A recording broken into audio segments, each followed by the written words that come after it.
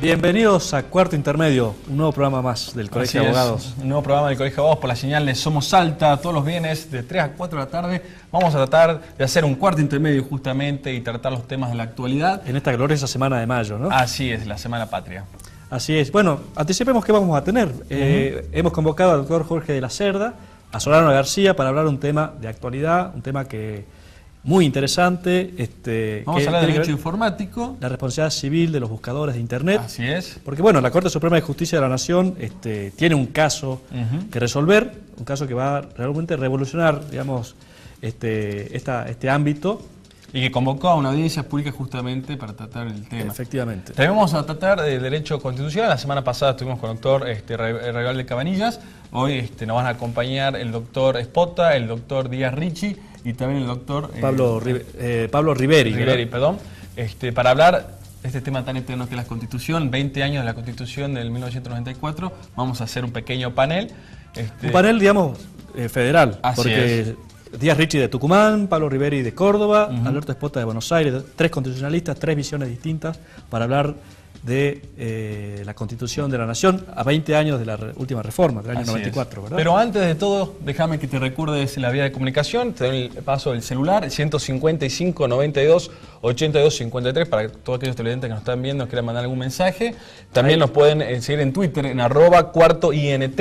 Así es, o bien nuestra cuenta de Facebook, Cuarto Intermedio, efectivamente, para dejar los comentarios, para ver fotos del programa, los videos del programa. Y para ver el programa también lo puede hacer por nuestro canal de YouTube, que es Colegio de Abogados de Salta, nos puede buscar, o si no, Cuarto Intermedio Salta, ahí nos pueden encontrar en YouTube. Efectivamente. Bueno, Roque, antes de empezar con nuestros invitados, hagamos por lo menos una semblanza de algunos fallos o temas destacables que vos tenés algo entre manos. Así es, semana a semana siempre tratamos de destacar algún fallo interesante, ya sea de Salta o a nivel nacional, inclusive internacional. Yo quiero compartir con los televidentes hoy un tema en particular, que es el tema sería fertilización asistida.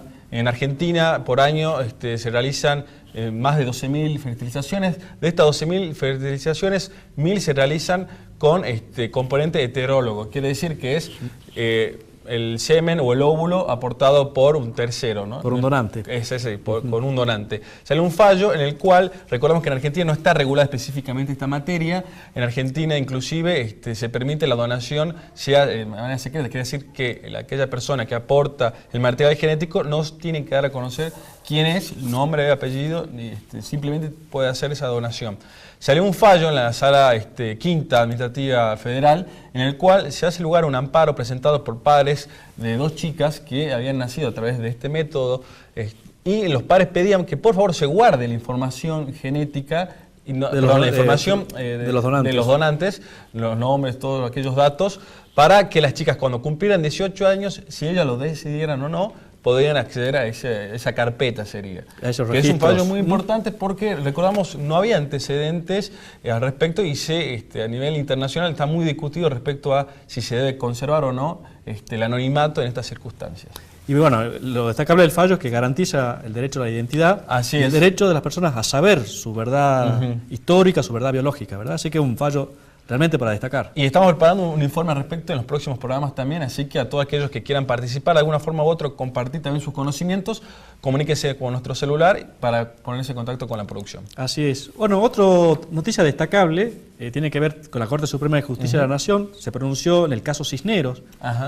Recordamos el caso Cisneros, digamos, es un caso de una mujer salteña que quiere ser colectivera y acreditó tener formación y capacitación para hacerlo, pero no era contratada por las empresas de Salta, por las empresas que forman parte de Saeta. Entonces, a través de la Defensora Oficial Civil número 4 de la doctora Natalia Huira, inició una acción de amparo que tuvo un fallo en primera instancia favorable, el fallo del doctor Yalá, recordado fallo, donde hacía lugar a su reclamo y ordenaba a las empresas a garantizar un porcentaje de empleados mujeres. Lo que hicieron una suerte de cupo. Exactamente, un cupo femenino en las empresas de colectivos. Las empresas apelaron a este fallo, la Corte de Salta hizo lugar a la apelación, revocó lamentablemente el fallo, consideró que no había discriminación hacia las mujeres, ese fue el criterio de nuestra Corte de Salta, pero el caso llegó a la Corte Suprema de Justicia de la Nación, que puso las cosas en su lugar, y ordenó a la Corte Salta que dicte un nuevo fallo, porque consideró que sí había discriminación laboral. Es un fallo que lo van a encontrar en la página del Poder Judicial de la Nación, el CIJ, el Centro de Información Judicial. Es un fallo para descargar, para leer. Realmente es un hito en la jurisprudencia salteña y argentina, ¿verdad? Así es. Bueno, Gonzalo, ¿te parece si hacemos un pequeño corte y volvemos con más corte intermedio? Así es. Muchas gracias.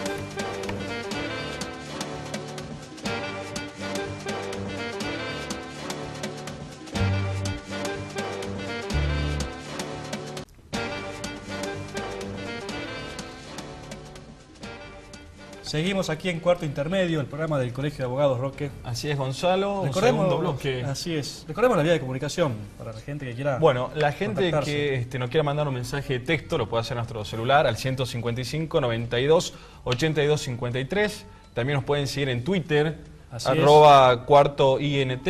Y en nuestra cuenta de Facebook, Cuarto Intermedio. Es muy sencillo ubicarnos en Facebook, Cuarto Intermedio, y ya estamos ahí. Perfecto. Bueno, uno de los temas que queríamos traer a la mesa es el tema de Internet, la responsabilidad civil y de los buscadores de Internet. Y eso porque, bueno, como lo habíamos anunciado en otros programas, digamos, ha llegado a la Corte Suprema de Justicia de la Nación un caso, el caso María Belén Rodríguez, se ha convocado una audiencia pública. La Corte ha considerado que era de relevancia, de interés este tema. Escuchemos las palabras de Lorenzetti cuando, digamos, anuncia, da la apertura a esta audiencia pública y explica las razones por las cuales la Corte Suprema de Justicia entiende que es un caso de relevancia institucional. Perfecto, vamos a verlo. Buenos días.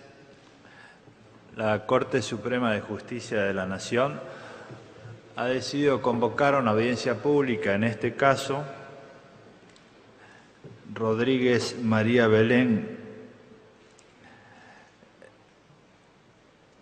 en un caso en el cual nosotros consideramos que existe una relevancia importante porque se discuten cuestiones relativas a el área de Internet, las nuevas tecnologías, la aplicación de principios jurídicos de libertad de expresión, de privacidad, de responsabilidad civil, y es un área en la cual no hay precedentes. Esta circunstancia motiva la decisión de la Corte de convocar una audiencia y ha sido tal la relevancia que se han presentado varios amigos del tribunal, además de las partes. Por eso es que hemos decidido escuchar a los amigos del tribunal, los amicus curiae que se han presentado, para que expliquen sus posiciones. La selección que ha hecho la Corte respecto de los amigos del tribunal se ajusta estrictamente a las reglas que existen en una acordada específica que regula el tema. Entonces, lo que vamos a hacer en esta audiencia es, en primer lugar, escuchar a aquellas entidades o personas que van a hablar en favor de alguna de las posiciones de las partes, y al hacerlo la Corte, según su tradición, se limita a escucharlas.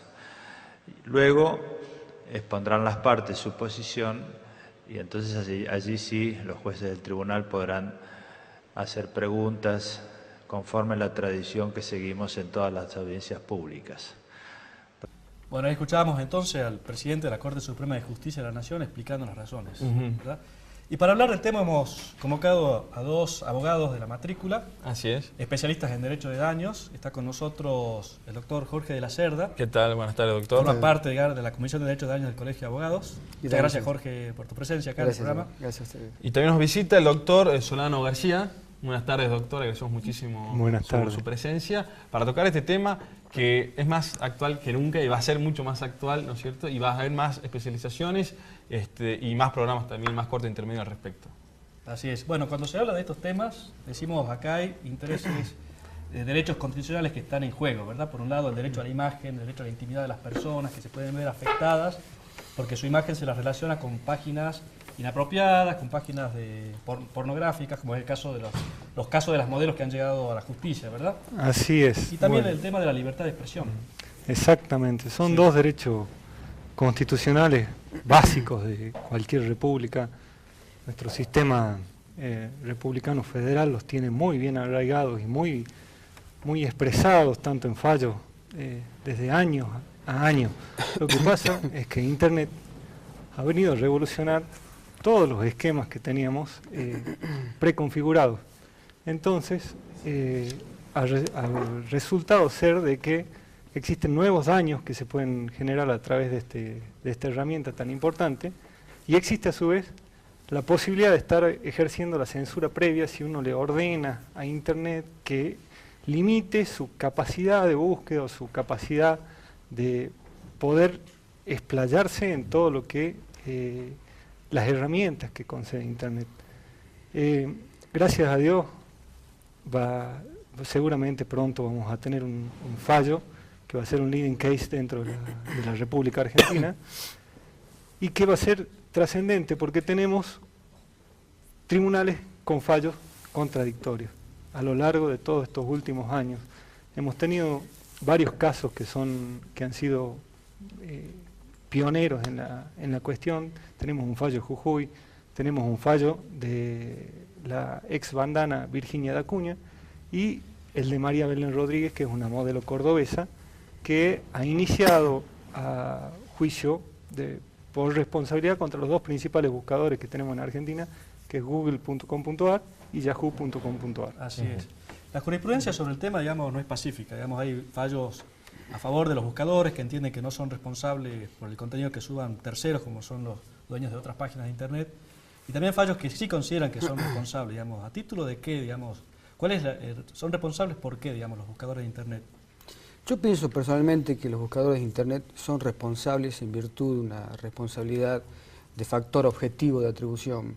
Esta idea mía está vinculada a que el escenario donde se mueve Internet es un escenario libre de fronteras y libres de límites temporales y personales. De modo tal que a mí me da la sensación de que esto genera una actividad riesgosa. Esa actividad riesgosa solamente puede ser evaluada conforme al artículo 11.13 del Código Civil, segunda parte. Esa es mi opinión respecto de la responsabilidad. Yo pienso exactamente lo mismo, pero tenemos que saber de que nuestros tribunales han decretado o han venido fallando en dos sentidos. En un sentido diciendo que hay responsabilidad subjetiva, diciendo que solamente se le puede achacar responsabilidad por el daño que generan estos buscadores en caso de que se pruebe de que obraron con culpa o con dolo, ¿sí? Por ejemplo, si la parte que se considera damnificada le comunica al buscador, saque ese contenido, no lo hace, esas cuestiones. Exactamente, o sea, eso sería una culpa. Pero tenemos un concepto de culpa muy atrasado que se ha ido viendo superado. La culpa que nosotros nos han enseñado en la facultad y que se ha venido enseñando, digamos, y se ha venido plasmando históricamente, es la culpa de una omisión, el que actúa con imprudencia, negligencia. Y ahora tenemos nuevas formas de culpa, por ejemplo la culpa lucrativa, que aquel que no o tarda un poquito más porque puede ganar un poco más de dinero, y ya no entramos en cuestiones que hacen a la persona, o sea, no es que es una persona que se aprovecha una situación. Doctor, tenemos, sí, no, termine la idea. tenemos estas multinacionales, Google y Yahoo, lo que buscan es el lucro. ¿Sí? Pero en ese caso, sí, ante la situación fáctica sería la siguiente, corríjanme, doctor, si no es así. Los buscadores de Internet, Google o Yahoo, ¿no es cierto?, son primeramente una página de Internet, no es la Internet, ¿no es así? Y esa página funciona como un buscador, es así. Uno necesita, por ejemplo, fallo de la Suprema Corte de Dinamarca y pone en Google y le sale, rastrea todos esos caracteres y te facilita una lista. Exacto. Donde se encuentra ese contenido. Ahora, ¿por qué sería directamente el responsable si los buscadores no son el que sube el contenido, por ejemplo, de una publicidad? Son intermediarios. Son intermediarios. Exacto, son intermediarios en ese carácter. Bueno, yo pienso, no sé, doctor, Bueno, yo entiendo que son responsables en el sentido primero que son profesionales, ¿sí? Uno no puede llegar normalmente a un sitio si no es a través de un buscador, ¿sí? O sea que sí o sí es un nexo que utilizamos. Hasta que uno llega a conocer a la página que le interesa y se la aprende de memoria, siempre es mucho más fácil utilizar ese buscador. ¿Cómo funcionan estos buscadores? Y ahí está la cuestión. Porque nuestros jueces les cuesta quizá entender en profundidad cómo se hace la indexación, cómo se hace la búsqueda, cómo funcionan y cómo lucran los buscadores, ¿sí? Y quizá cuando pedimos las periciales que corresponden a cada caso, tampoco se llega a comprender en profundidad porque es una cuestión global, que encierra un montón de pequeñas circunstancias que tienen que ser evaluadas al momento de decidir un fallo. El buscador indexa información. Tiene un programa que lo que hace es navegar a través de todas las páginas que tiene guardadas de la web y actualizarlas permanentemente según criterios de búsqueda. Para explicarlo más fácil, tiene un programa que entra a cada una de las páginas, hace un detalle o un índice de los contenidos y los agrega a su base jurídica. Ese programita se maneja conforme a una indexación o una programación que hace el dueño del buscador, ¿sí? Nuestros tribunales han venido fallando en los dos sentidos, ¿sí? Los que exoneran de responsabilidad dicen que existe imposibilidad de que los buscadores realicen un control eficaz sobre cada uno de los sitios en los que hay. Sin embargo, no debemos olvidar de que los buscadores estos tienen ganancias millonarias. ¿Cómo hacen para tener ganancias millonarias? Lo primero que uno tiene que indagar si cuando entra a una página web se descubre o encuentra un logotipo y una simple cuadrito de búsqueda en el que uno va llenando y va agregando los caracteres de la búsqueda de uno. ¿Cómo hacen? Perdón. ¿Cómo hacen para ganar ese dinero? El dinero ese lo ganan porque primero investigan todas las preferencias del usuario. Y después redireccionan al usuario hacia las páginas que más dinero le pagan a ellos para que se posicionen. Y además las páginas, por ejemplo un sitio porno. Un sitio porno sabe cómo llegó cada uno de los 100.000 visitantes que tuvo ese mes a su página. ¿Por qué? Porque sabe que vinieron a través de Google o de Yahoo. ¿Qué hace el dueño del sitio porno? De 100.000 visitantes, 95.000 entraron por Yahoo, 5.000 por Google. Pongo más publicidad en Yahoo. ¿Sí? Y así se tiene de que esos buscadores también van orientando el gusto, la preferencia o la búsqueda de cada persona. Así es. Bueno, muy interesante. Vamos a un corte, pero dejamos pendiente una pregunta, digamos, porque acá también está en juego la libertad de expresión. Y si hacemos responsables a los buscadores, no estamos erigiéndolos a ellos en sensores privados, en decir, ellos decidir qué contenido permito que se suba o no en Internet. Es la pregunta que dejamos pendiente. ¿Sí? Vamos a un corte de Gonzalo, volvemos con más corte intermedio.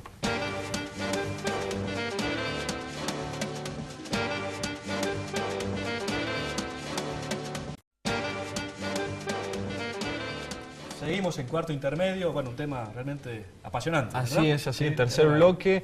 Habíamos dejado una pregunta pendiente, pero antes de la pregunta que vos habías realizado, Gonzalo, el doctor de la Cerda quería agregar unos conceptos al respecto del tema. Simplemente que al ingresar un catálogo en un espacio virtual, evidentemente que estamos generando una serie de contenidos que pueden traer riesgos para los derechos individuales personalísimos de cualquier sujeto. Eso es conocido por los operadores, de modo tal que yo creo que ellos tienen que tener conciencia de que generan un riesgo a los derechos personalísimos de terceros, de sujetos que pueden ser afectados. Eso es importante. Bien.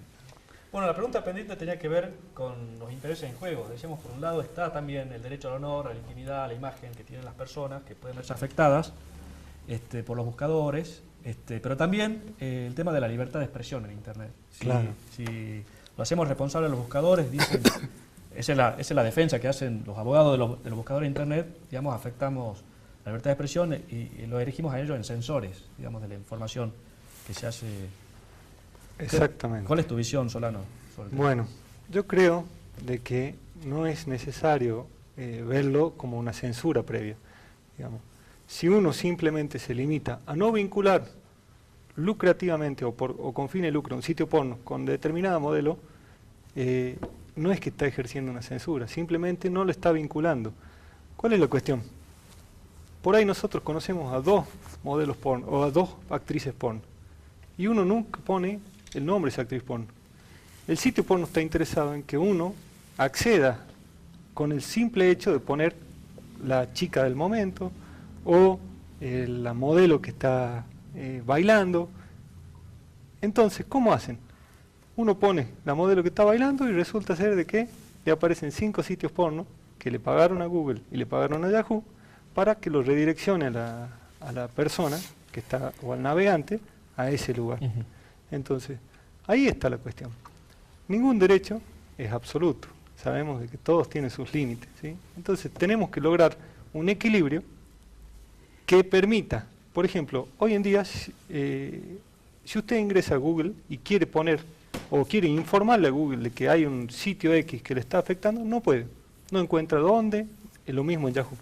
¿Sí?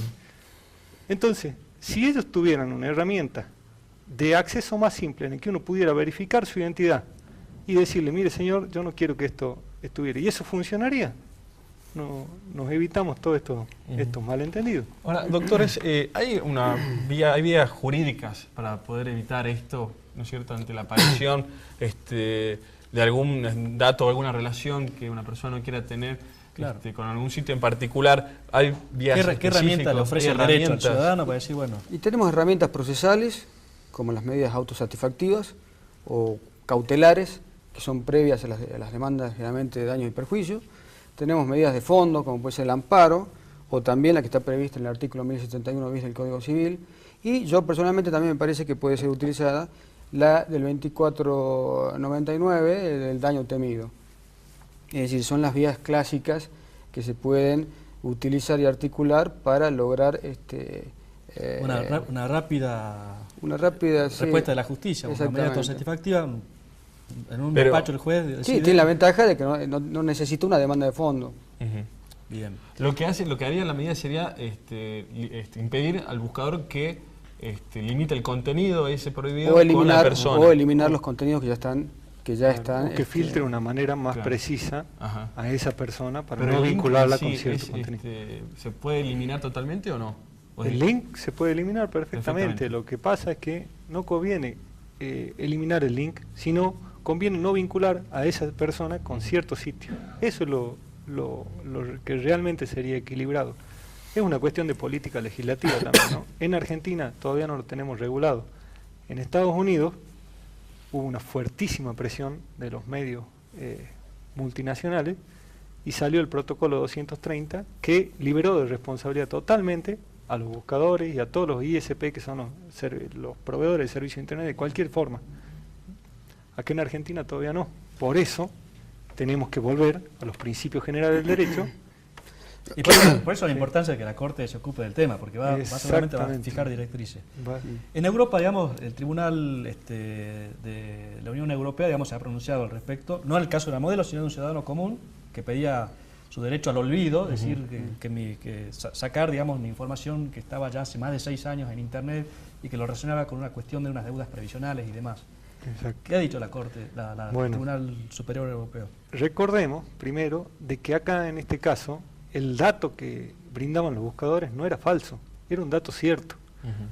Lo que pasa es que el Tribunal Superior de la Unión Europea ha determinado de que existe un derecho al olvido, ¿sí? Que ese derecho al olvido está previsto en los pactos internacionales y ha obligado a los principales buscadores a dar de baja a los sitios que tenían información respecto a esta cuestión que afectaba a esta persona que había cometido un ilícito, pero diciendo que tenía derecho al olvido.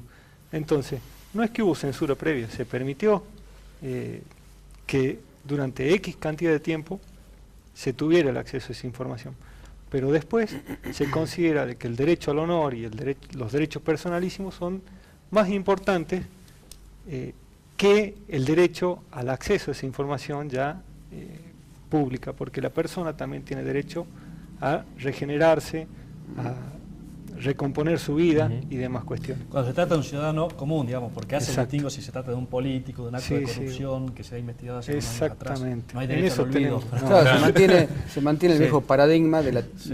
la antigua tensión, o actual también, que existía entre los derechos personalísimos y la libertad de expresión y de prensa en la prensa clásica, ¿no es cierto? Se mantienen esos paradigmas de el rigor en el ciudadano común y no así en el funcionario o persona pública. Es importante el distingo, ¿no es cierto?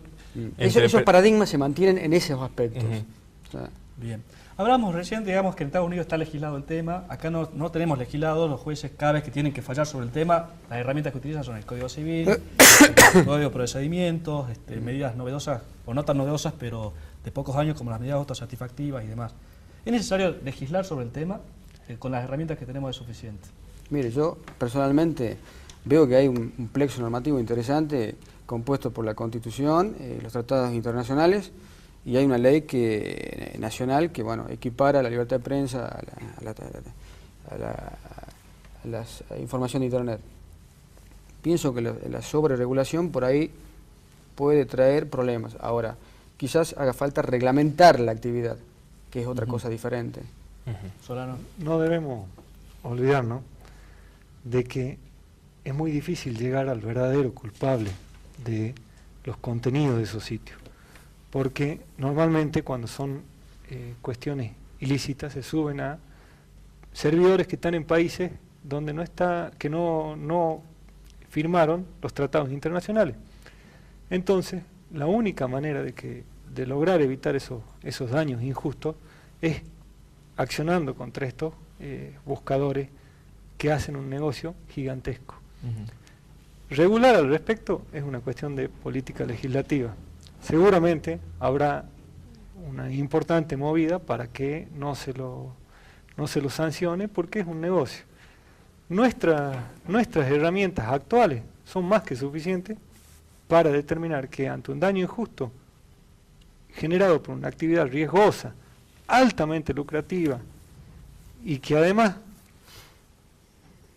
avasalla de una manera rápida y sin control los derechos individuales, tiene que responder pecuniariamente, tiene que cautelar. Con lo que vos decís, creo que tipifica claramente en lo que es el riesgo de empresa, ¿no? Dentro del abanico que tenemos de actividades riesgosas. Así es.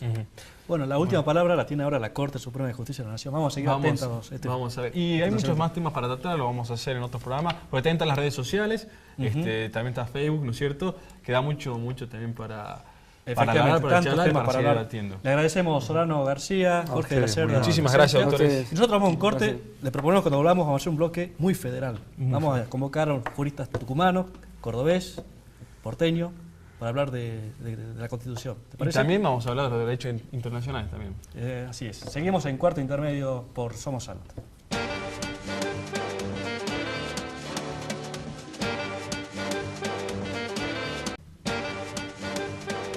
Seguimos en Cuarto Intermedio, Roque, y bueno, habíamos dicho un bloque federal.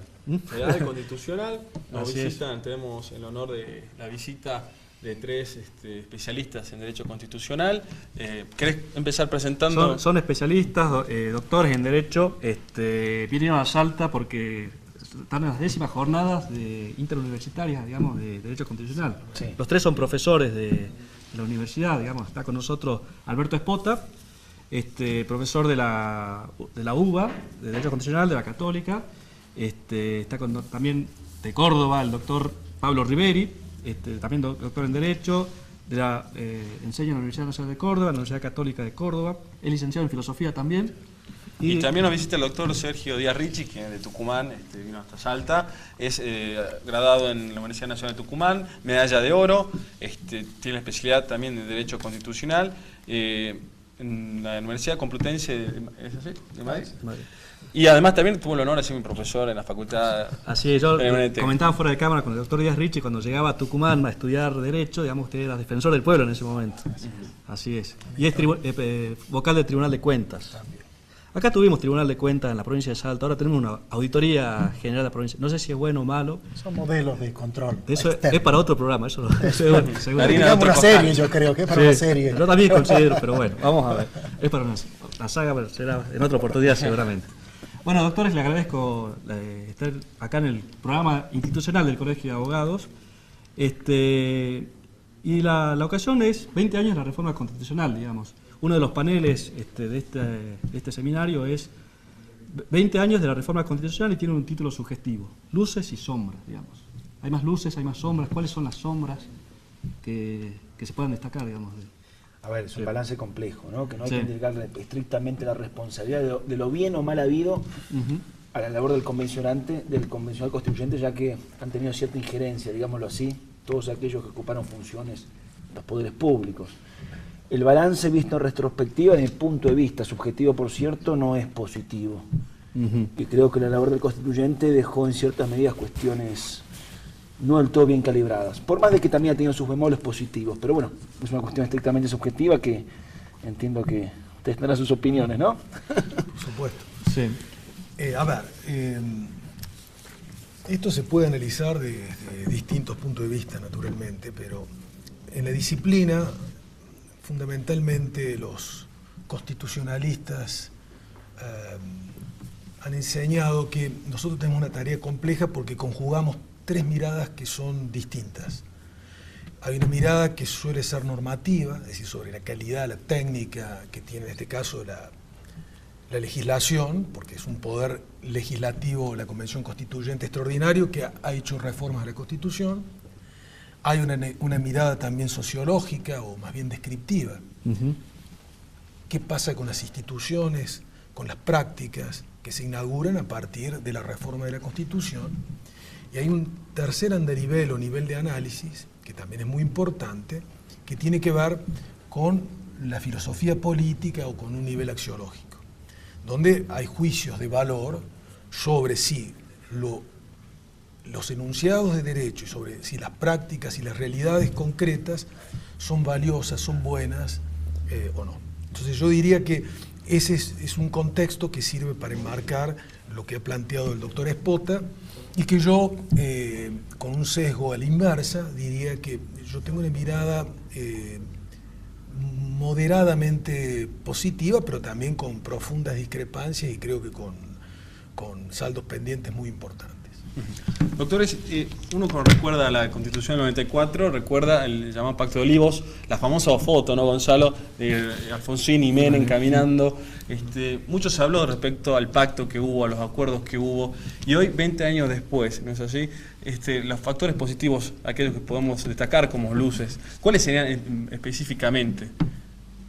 Específicamente los signos positivos de la reforma del 94, yo los enmarco en todo lo que tiene que ver con el ámbito tuitivo, lo protector de derechos y lo que atiende a las garantías. Es decir, el ingreso con rango constitucional, palabras más, palabras menos, sin entrar en disquisiciones de ese cúmulo tuitivo de derechos y garantías. Lo que importa desde ya la constitucionalización del amparo y habeas corpus como garantías fundamentales. Entiendo que ahí es donde está lo mejor logrado, lo más acabado, lo que más muestra objetivo, eficiente y eficaz se ha traducido en definitiva en provechos individuos.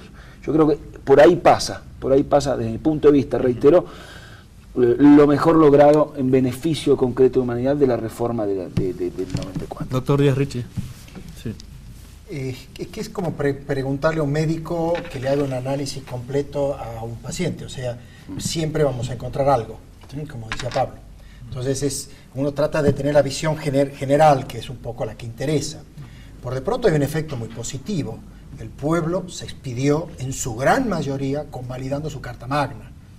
Y eso no había ocurrido en un siglo y medio. O sea, es una reafirmación de una voluntad democrática, de una voluntad republicana. ¿Cómo se han instrumentado esos elementos? A veces hay errores técnicos, a veces hay errores de quienes lo han operativizado, lo han concretizado la norma. Eso pasa en cualquier constitución. No creo que ninguna opción se exenta de alguna crítica, es una obra humana, una obra cultural. Pero digamos, ya no podemos decir los argentinos contemporáneos que no se nos impuso una constitución, es una cuestión que la votamos. Así es. Y con gran mayoría. Y hay un hecho que suele pasar un poco desapercibido, que que cuando la convención terminó su trabajo, hubo una sesión y fue aprobada por unanimidad.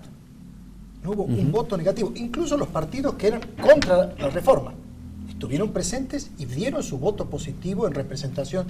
O sea, que esto haya ocurrido es una validación de un texto normativo que es el que nos regula la convivencia política como sociedad organizada. Así es. El doctor Espota destacaba, digamos, como una positivo, digamos, el tema de los derechos, de las garantías, la acción de amparo que se constitucionaliza. También, digamos, los tratados internacionales, una serie de tratados de derechos humanos, se le otorga, se adquiere en jerarquía constitucional. Y surge ahora el deber de los jueces, no solo, digamos, de hacer el control de constitucionalidad, sino también el control de convencionalidad, es decir, de los tratados internacionales. Y la pregunta que surge es, la Corte Suprema de Justicia de la Nación dejó de ser suprema, tiene que estar ahora sujeta a lo que decida la Corte Interamericana de Derechos Humanos, por ejemplo, si hablamos del Pacto de San José de Costa Rica. Hemos perdido...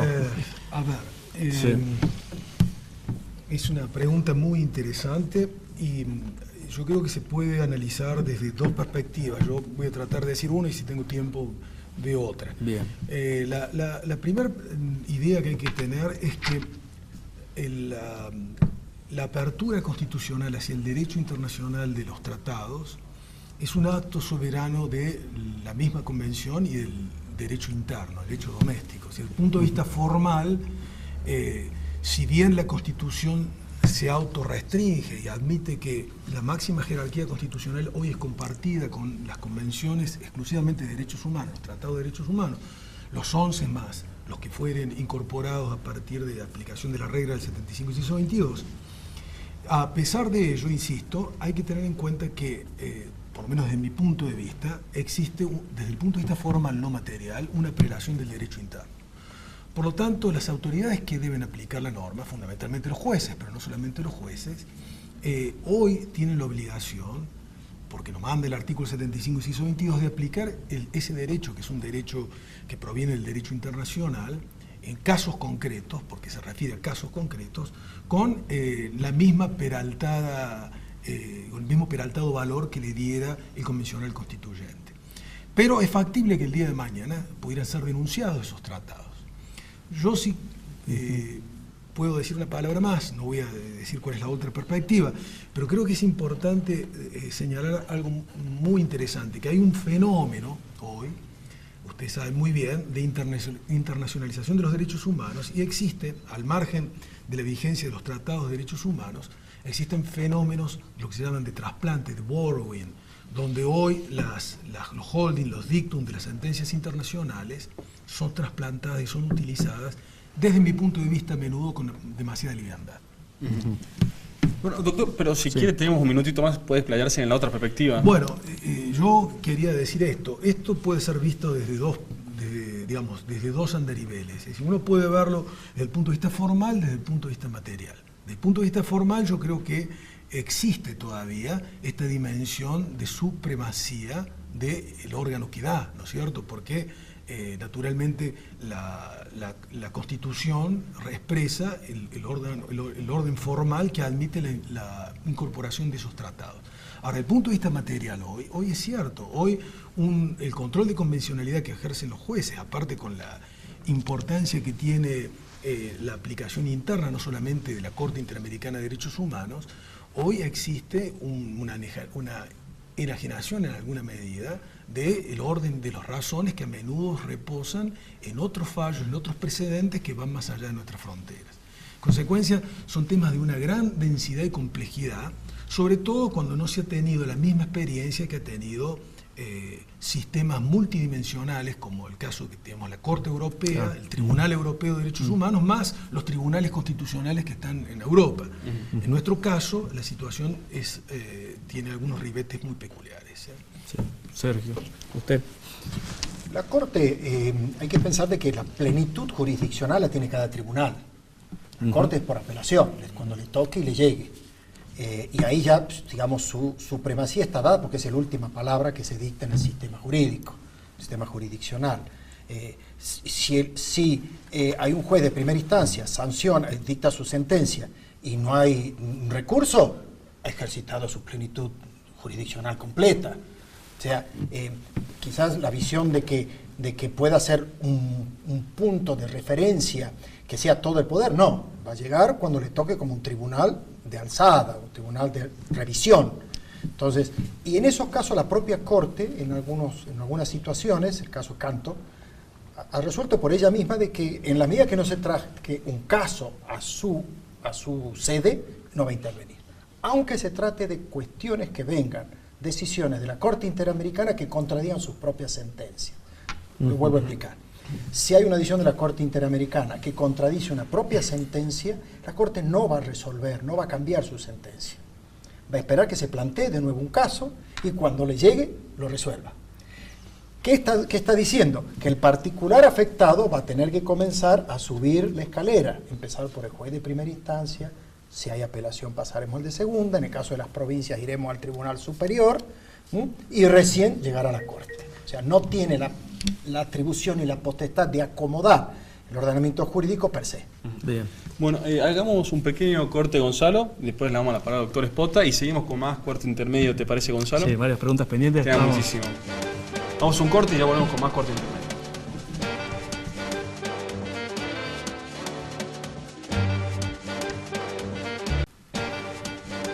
Seguimos en cuarto intermedio. Bueno, había quedado, digamos, un tema pendiente y escuchar la voz de Alberto Espota, digamos. Sí, porque sobre todo, Gonzalo, estamos en la semana de mayo, ¿no es cierto? Recordábamos, y se viene el Mundial y uno se pone más patriota, ¿no?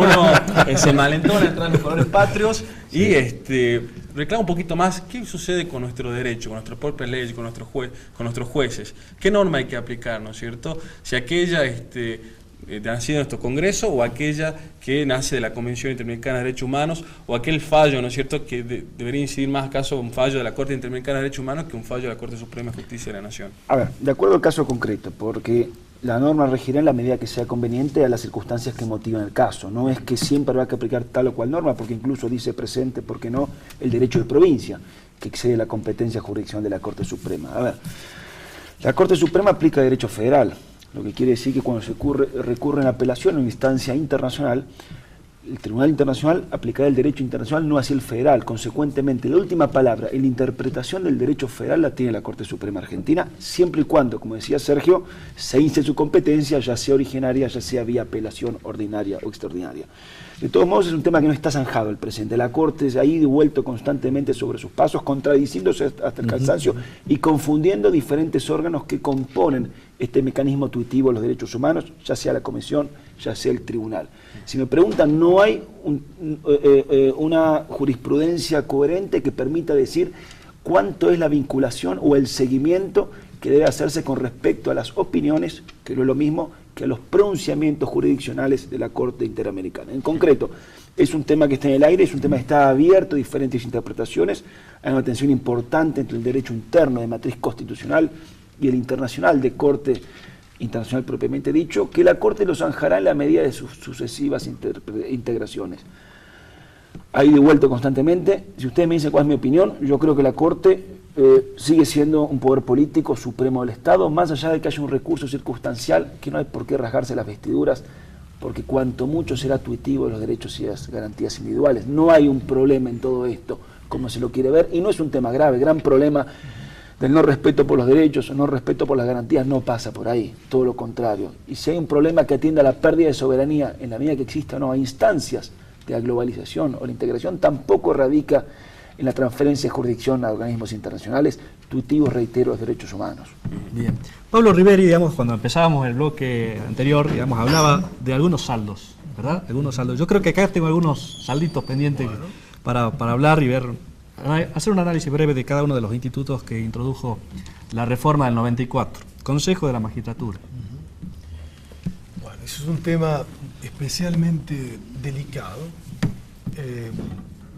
por los vaivenes que ha tenido en la faz agonal y política, en la reglamentación y en la definición de la composición del Consejo de la Magistratura. Hay que entender primero que el Consejo de la Magistratura es un órgano extraído de modelos constitucionales que son muy extraños al nuestro. Funciona fundamentalmente donde la justicia es administración, donde los jueces que están sometidos, digamos, a procesos selectivos por escuela judicial y consejo de la magistratura, son jueces que no ejercen el control de constitucionalidad, y donde naturalmente también existe una fuerte preponderancia del rol parlamentario, por lo menos históricamente ha sido así. Nosotros utilizamos este mecanismo, que es extraído a nuestro sistema, no quiere decir que no pueda funcionar, como un remedio para tratar de lograr un aspecto clave en el diseño constitucional, que es la independencia del Poder Judicial. Siempre se temen, y ustedes como órgano o como voceros de un órgano colegiado saben que es muy importante para la práctica profesional que exista independencia. Y la independencia se gana con garantías que son internas y externas. Externas se dan vis a vis en las relaciones interpropoderes, y las internas tienen que ver con garantías como la inamovilidad, como la intangibilidad, con un proceso imparcial de selección. Bueno, yo creo que en ese sentido se avanzó, se buscó un diseño equilibrado, y creo que lamentablemente en las últimas dos reformas se ha dado un paso en falso. Porque, con esto cierro, porque si bien el oficialismo, que no tiene necesariamente que ver con la preponderancia que yo comparto de los órganos políticos en el proceso de selección, sino de una facción, digamos, del oficialismo, a partir de la última reforma y de la anterior, si bien no tiene hegemonía y no puede designar por sí, como tampoco puede definir la acusación ante el jurado de enjuiciamiento por sí con mayoría propia, sin embargo tiene lo que se llama el poder de bloqueo, que es la capacidad de impedir que algún mal juez pueda ser sometido a juicio político, o que algún juez que no merezca estar en la terna no lo puede poner, pero puede impedir que un buen juez pueda ingresar en esa terna. Doctor Díaz Richie, le voy a preguntar por la Auditoría General de la Nación. Bien. No es casual que le pregunte a usted. Bueno, eso que yo también creo que fue un paso en falso, pero que no viene de la Constitución. 2 años antes había sido disuelto el Tribunal de Cuentas y se había creado la auditoría. Lo que hizo la Constitución es recoger como órgano de control externo, colaborador del Congreso, porque ni siquiera tiene la identidad de tener con la completa autonomía en relación al Congreso, está como órgano vinculado de asesoramiento al Congreso. Es decir, se cambió un modelo de manera radical, absoluta, de hacer un control en la rendición de cuentas, porque la clave es quién aprueba la rendición de cuentas. Claro. Si usted tiene un órgano que aprobaba rendición de cuentas y lo elimina, y de pronto se convierte en un órgano que simplemente va a ver el adecuado funcionamiento y el funcionario que emplea recursos públicos rinde cuenta ante sí mismo, bueno, ya cada uno saque su conclusión, ¿no? La cultura argentina no da para ese modelo, esa es mi opinión. Y doctor Espota, otra innovación también queremos traer a la mesa, que fue a partir de la Constitución 94, fue la jefatura de gabinete. Sí, a ver, la jefatura de gabinete es un órgano que bailará al ritmo de la impronta que el presidente de la República quiere en él depositar. A ver, hemos tenido jefes de gabinete fuertes, hemos tenido jefes de gabinete débiles, y eso dependió de cuánto quiso políticamente transferir el Poder Ejecutivo. Lo cierto y concreto es que, si ustedes recuerdan figuras como Bauzá o como Colombo, bueno, fueron jefes de gabinete muy importantes que gobernaron como tales. Casos distintos también los ha habido. En concreto, ¿qué me preguntan? Creo que es un instituto que mucho provecho no le ha dado a la República. Creo que ha venido a oficiar con las fuertes fusibles, pero lo cierto y lo concreto es que jamás eso funcionó, porque como si no las posibilidades para que se ocurriera, como ocurrió en la última gran crisis de 2001-2002, quien por aquel entonces era oposición ni siquiera aceptó nominar un candidato para que ocupara dicho cargo. ¿Qué quiero decir? Son institutos declamativos, pomposos, llamativos, que en un mundo ángeles podrían funcionar bien, pero lo cierto es que el poder político en la República Argentina no se desempeña de acuerdo a esos andariveles y requiere de otro tipo de figuras mucho más inteligentes, mucho más lúcidas y mucho más concretas. El jefe de gabinete, en definitiva, está llamado a ser un secretario de prestigio, una suerte de nexo coordinador entre el presidente de la República y los ministros. Claro, un coordinador general de ministros, digamos. Yo creo que no, creo que excede esa función. Y respecto a un tema que siempre se replantea, lo replanteó el ministro de la Corte, Zaffaroni, respecto al parlamentarismo. Es una evolución que se puede dar a nuestro sistema, que es un sistema presidencialista muy fuerte, muy arraigado. Es un paso que seguramente vamos a tener opiniones distintas, pero yo personalmente creo, adelanto que estoy en minoría, no solamente en esta mesa, que debiéramos ir hacia un modelo acotado, no de parlamentarismo, sería un cambio muy brusco, pero sí es una tendencia en el diseño constitucional internacional de modelos atenuados de semipresidencialismo, semiparlamentarismo. Yo creo que, digamos, como bien decía el doctor Espota y el doctor Díaz Ricci, digamos, las normas en sí no alcanzan, pero las normas no son superfluas. Es decir, según el diseño institucional, los juegos que se pueden armar, se pueden construir a partir de otras lógicas, donde el eje de poder deje de pasar por un parlamento que hoy no tiene ni los reflejos, ni tiene la posibilidad deliberativa, ni la capacidad, diría yo, política de poder ejercer ese liderazgo. Yo creo que se podría buscar alguna alternativa que sea que pase por un híbrido. Bien, bueno, mi opinión es que nada impide que hoy pudiésemos pasar a un sistema parlamentario. Claro. No con el presidente, obviamente, al estilo francés, que lo elige directamente el pueblo, pero si el Parlamento quisiese imponer su jefe de gabinete, lo puede hacer hoy, con esta Constitución. Porque jamás un presidente nombraría un jefe de gabinete que el Parlamento lo removiese con el voto, como lo puede hacer hoy. ¿Qué significa esto? Que supone una estructura de partidos políticos que hoy creo no se está dando en el país. O sea, el parlamentarismo es producto de una génesis de cada país, cómo se fue convirtiendo su parlamento, y luego se formalizó en la Constitución. Estas son de las grandes decisiones que son muy difíciles de poder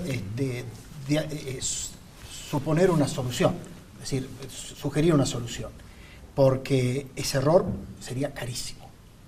Entonces, pero ¿cuál es la premisa? ¿Qué dicen los manuales? Si uno no tiene una estructura de partidos fuertes, el parlamentarismo no se sostiene. Alberto. A ver, yo creo que Argentina es intrínsecamente presidencialista. De esto no me cae ningún tipo de dudas, y gobernar en contra de la esencia misma que se quiere moldear es quizás un error. Ahí sí coincidimos, ahí sí discrepamos. Creo que la clave pasa por ajustar en la medida de los posibles los desquicios en los que puede incurrir el Poder Ejecutivo, para que si bien por un lado pueda garantizar la gobernabilidad, eso no incurra en desmadres. Entonces, incorporar estructuras ajenas o fórmulas foráneas dentro del derecho argentino puede ser algo realmente complejo y sumamente riesgoso. Creo que la Argentina ha tenido grandes problemas institucionales, pero no son constitucionales. ¿Qué quiero con esto señalar? Estado de Derecho es un fenómeno de la cultura, no existe en estado de naturaleza, lo cree el hombre. Naturalmente, bailar al ritmo de la entidad humana de la comunidad que tenga que gobernar. Nuestros problemas son infraconstitucionales. Los grandes problemas políticos que la Argentina ha tenido no obedecen a lo mucho o poco que permite o deja de permitir la Constitución. Pasan por un andarivel paralelo. ¿Cuál es? Son de oportunidad, de mérito y conveniencia. Las grandes crisis políticas, las grandes crisis económicas, las grandes crisis sociales, la no debida distribución de la riqueza, etcétera, etcétera, etcétera, no son problemas estrictamente constitucionales. Hacen a la normativa infraconstitucional y a su aplicación. Entonces, reducir todo a la problemática constitucional conlleva el riesgo de entender que nos va a quedar otra alternativa distinta que suprimir la Constitución e implantar un régimen foráneo para salir al paso. Y desgraciadamente, más allá de que yo soy un crítico en esencia de la reforma del 94, creo que los grandes yerros que han venido acaeciendo en el 94 a la fecha no son de corte constitucional, son de corte infraconstitucional. Bueno, doctores, muchísimas gracias. La verdad que un placer haberlo recibido, Pablo Ribori, el doctor Alberto Espota y Sergio Díaz Ricci. Muchísimas gracias. También queremos agradecer al doctor Ignacio Colombo, quien también estuvo gestionando esta visita, bueno, las jornadas interuniversitarias que sí, se están realizando en la Católica de Derecho Constitucional. Efectivamente. Así que el sábado tienen tiempo para acercarse. Hay que recordar que los tres invitados son profesores universitarios, así que seguramente habrá algún estudiante que está viendo el programa sepa que esto es tema de examen, ¿verdad? Sí, lo que se habló acá es tema de examen, así que... Bueno, quiero agradecer, Gonzalo, a los amigos de Virgen del Saliente, ¿sí? A los amigos de Vicente López de Esquina de Necochea. También te queremos agradecer a todo el colegio, a todos los colegiados que siempre nos miran y nos mandan saludos, así que a todos aquellos colegiados les agradecemos y les mando un fuerte abrazo. Así es. Bueno, recordar las vías de comunicación, está en pantalla nuestro celular. Sí, el 155 92 82 53. También tenemos nuestro Twitter, nos pueden seguir en @cuartoINT.